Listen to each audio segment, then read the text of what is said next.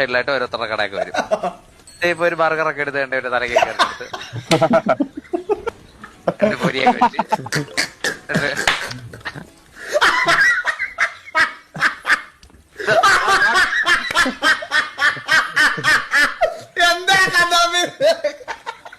നിന്റെ French fries അയ്യോ കഴിച്ചു പുറം താഴെ അത് കുഴപ്പമില്ല, അതിവിടെ ഫുഡായാലും കഴിച്ചോളൂ. സവാള അരിയ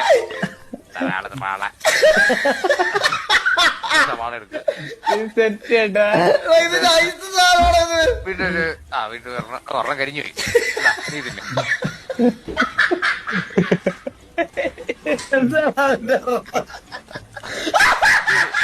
ഇത് ചീസ്